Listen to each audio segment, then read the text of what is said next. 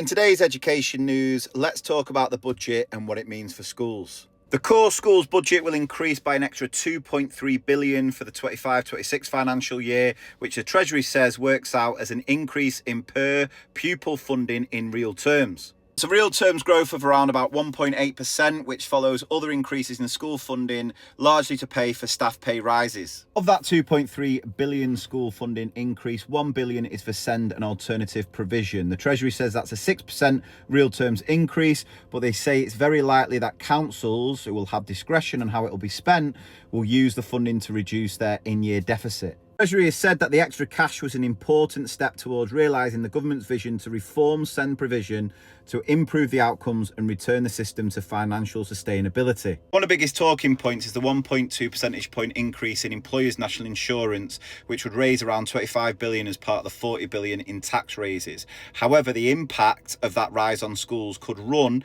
into the hundreds of millions of pounds. Now, the Treasury has said the DfE will get some extra money to help schools towards these costs. However, the amount has not been revealed yet. Rachel Reeves also announced today she would be handing the DfE 6.7 million in capital funding next year, which is a 19% real terms increase. However, it's worth pointing out that documents show this year is a low bar. Capital funding fell from 6.2 billion to 5.5 billion. Does include 1.4 billion already announced over the weekend for the current school rebuilding programme, up 550 million on the spend this year. It also includes 2.1 billion to improve the condition of school estate, up 300 million compared to this year. The rest is made up of funding for children's homes, colleges and existing pledges for 3,000 more school-based nurseries. Now, despite discussions as to whether this was going to happen, VAT will be charged on private school fees from January and the institutions will pay business rates from April.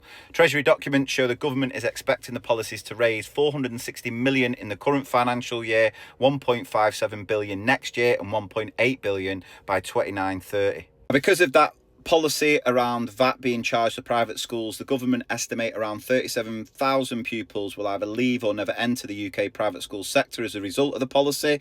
They are estimating that's going to cost the state sector around 300 million. However, to protect pupils with SEND needs that can only be met in private schools, councils and devolved governments, funding these places will be compensated for the VAT they are charged on those pupils' fees. That's pretty much everything worth talking about from that Schools Week article, but there are a couple of other things I want to mention around the EYFS. So an extra 1.8 billion is going into early years, taking spending over 8 billion in total. That's going to help them continue to roll out funded childcare hours for parents of children from 9 months old to 3 to 4. There's also 15 million to start rolling out the 3,000 school-based nursery places where schools can actually now bid for up to 150,000 to expand existing nurseries or open a new one. Also their pledge about breakfast clubs. So 30 million is going in to ensure children are ready to learn at the start of the school day and helping drive improvements to behaviour, attendance and attainment.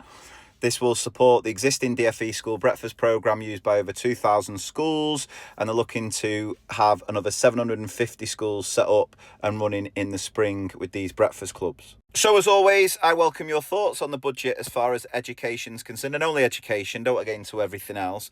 But I think this is definitely a step in the right direction and better than what we've had in the past few years, to see that more money is coming into education, which is what the state sector has desperately needed. Seeing that there's more money going into send and alternative provision can only be a good thing. My only worry is I just don't think it's going to go far enough. I made a video yesterday looking at how broken and in crisis send provision is. I'm just not sure what they've pledged is going to go far enough, but compared to what we've had over the past few years, it is a step in the right direction. So fingers crossed we can continue to build. It'll be interesting to see what other announcements are going to come from the government around retention, which I think is the biggest issue alongside funding. Obviously from that we are getting more funding, but what's going to happen to actually keep teachers in the profession, which is the big, more of an issue than recruitment. No point saying you're going to recruit 6,000 new teachers if most of them are going to leave within the first 3 years. You've got to fix the problem of retaining teachers, keeping them in the profession, and it'll be interesting to see what the government say about that.